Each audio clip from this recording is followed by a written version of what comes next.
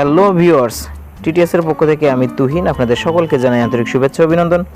So viewers, কেমন আছেন সবাই? আশা করি ভালো আছেন। সো চলে আসলাম আপনাদের মাঝে আজকে সম্পূর্ণ নতুন আরেকটি ভিডিও নিয়ে। তো আজকে আপনাদেরকে দেখাবো যে স্প্লিট টাইপ এসি কিভাবে গ্যাস লক করতে হয় সেই সম্পূর্ণ প্রক্রিয়াটি। তো গ্যাস লক করার পূর্বে আপনাদের দেখাতে চাই, যেহেতু একটি রানিং এসি আছে, এটি সিঙ্গার কোম্পানির। তো এই এসিটি যে জায়গাতে আছে সেই জায়গা থেকে অন্য একটি জায়গায় স্থানান্তরিত করতে হবে। তো আপনাদেরকে দেখাচ্ছি। তো দেখেন এখানে যে এসির সাকশন এবং ডিসচার্জ লাইন আছে, সেই লাইনটি আমি এখানে আগে লক করব। কিভাবে লক করব আপনাদের দেখিয়ে দিচ্ছি। তো সর্বপ্রথম আমি একটি স্লাইড রেঞ্চের সাহায্যে যে ক্যাপনাটগুলি এটি খুলে নিচ্ছি এবং যে ডিসচার্জ লাইনটি আছে, এসির যে চিকন পাইপ আমরা সহজে বলতে পারি, ওই পাইপের চাবির ভিতরে এলএন কি যে বোল্ট দেওয়া আছে সেই বোল্ট আমরা লক করে নিব। তো দেখেন এখানে আমি 8 নাম্বার, আমার যে নাম্বার অনুযায়ী এলএন কি রেঞ্জ, সেই এলএন কি দিয়ে আমি এখানে ডিসচার্জ লাইন যে চাবিটি আছে লক করে দিচ্ছি। এরপর সুন্দর করে লক করে দেওয়ার পরে আমি এসিটি অন করে দিব। তো দেখেন এখানে আমি রিমোট নিয়ে নিয়েছি, এখন আমি এসিটি চালু দিব। তো কিছুক্ষণের মধ্যেই, যেমন সর্বোচ্চ 2 মিনিট বা 2.5 মিনিট এর ভিতরেই সম্পূর্ণ গ্যাসটা আমার সাকশন দিয়ে আউটডোর ইউনিটে চলে আসবে। তো দেখেন এখানে আমার 2 মিনিট হয়ে গেছে, আমি এখানে লক করে নিচ্ছি। তো এখানে যদি দেখানোর চেষ্টা করি, এই ফ্যান, এই এসির যে কুলিং ফ্যান সেটি কিন্তু এখন বন্ধ অবস্থায়। তো দেখেন এখানে যে লাইনটি আছে, লাইনটি আমি খুলে নেব। খুলে নেওয়ার আগে অবশ্যই ব্রেকার বা যে সুইচ থাকবে অফ করে নিব। তারপরেও আমি সেফটির জন্য টেস্টার দিয়ে দেখে নিচ্ছি আসলে আমার এখানে কোনো তারে ফেজ লাইনটি আছে কি না। এখন আমি একটি স্টার স্ক্রু ড্রাইভারের সাহায্যে এটি খুলে নিলাম এবং খোলার সময় অবশ্যই তারগুলি মার্ক করে নেব, যাতে পরবর্তীতে লাগানোর সময় আমার সুবিধা হয়। তো এখন আমি এখানে ডিসচার্জ লাইনের যে পাইপ সেটি খুলে নিচ্ছি।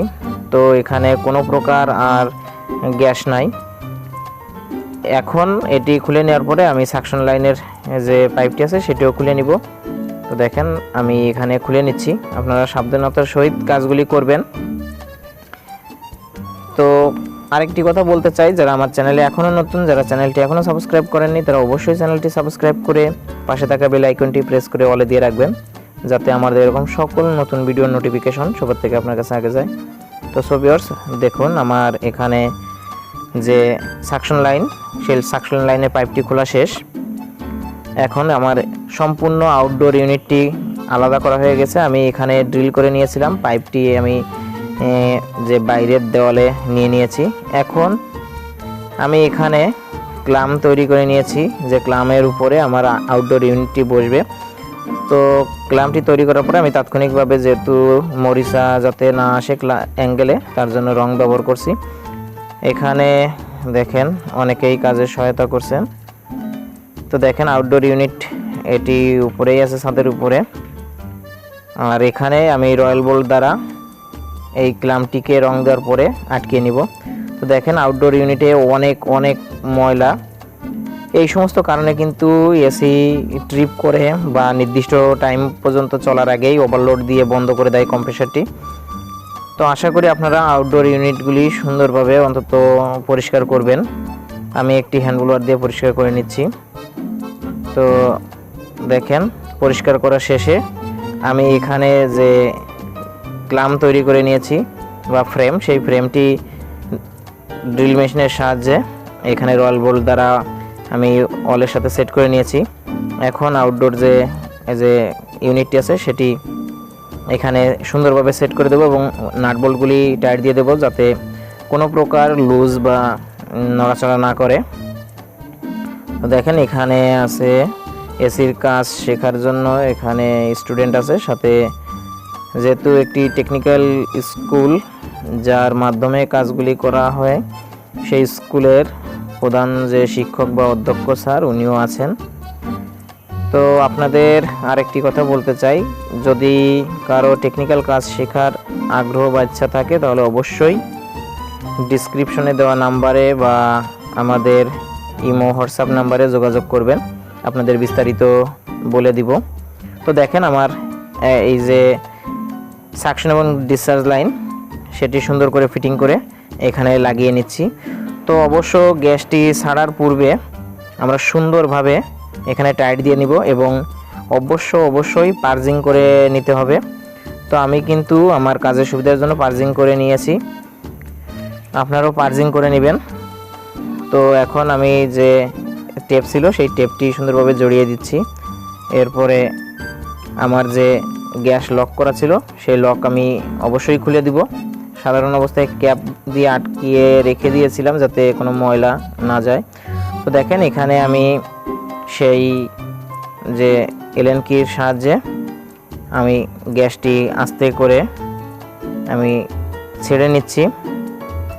তো আপনারাও ঠিক একই পদ্ধতিতে এই কাজগুলি করতে পারবেন। আশা করি আপনার এসিতে কোনো সমস্যা হবে না। তাহলে আরেকটি কথা যেটা পূর্বেই বলেছি, অবশ্যই পার্জিং করে নেবেন, তা না হলে আমার যে ইনডোর ইউনিট আছে সেই ইনডোর ইউনিটে অনেকটা হাওয়া থাকবে, যার কারণে আপনার চকিং করার সম্ভাবনা থাকে। তো দেখেন এখন আমি যে সাকশন লাইনটিও খুলে নিলাম। আমি পূর্বেই বলেছি এটি পার্জিং করা হয়েছে। আর এই ভিডিওটি শুধুমাত্র তাদের জন্য যারা একেবারেই নতুন। তো আশা করি ভিডিওটি আপনাদের অবশ্যই ভালো লাগবে। আর ভিডিওটি যদি ভালো লাগে অবশ্যই ভিডিওতে লাইক দেবেন, কমেন্ট করবেন এবং শেয়ার করতে ভুলবেন না। তো দেখেন এখানে আমি সম্পূর্ণ খুলে নিচ্ছি। খুলে নেওয়ার পরে আমি যে ক্যাপ নাটগুলি সুন্দরভাবে টাইট দিয়ে নিব। আমার ক্যাপ নাট লাগানো শেষে আমি পুনরায় এসিটি অন করে নিব। অন করে হিট দেখব আসলে আমার যে আর্দ্রতা বা টেম্পারেচার সেটি ঠিক আছে কিনা। তো দেখেন এখানে আমি ক্যাপগুলি লাগিয়ে নিয়ে অবশ্যই এসিটি অন করে দিব। তো সুন্দরভাবে পর্যাপ্ত টাইট দিয়ে দিচ্ছি যাতে কোনো প্রকার আমার এখান থেকে গ্যাস লিক না করে। তো আমি এখন এসির লাইনটি দিয়ে দেব। তো দেখেন এই যে আউটডোর ইউনিটটি অন হয়ে গিয়েছে। তো এখান থেকে যদি আমি একটু দেখার চেষ্টা করি, অবশ্য আপনাদেরকে মিটার নাই টেম্পারেচার, তাহলে দেখাতে পারতাম। এখানে হিটটা পরীক্ষা করে নিচ্ছি হাত দিয়ে, ও তারপরে আপনাদের সাকশন এবং ডিসচার্জ লাইন দেখাবো। তো দেখেন এখানে অলরেডি যে আর্দ্রতা বা ঘাম ভাব সেটি চলে এসেছে। তো ভিডিওটি কেমন লাগলো অবশ্যই কমেন্ট বক্সে জানাবেন। আর এতক্ষণ ভিডিওটির সাথে থাকার জন্য ধন্যবাদ সকলকে।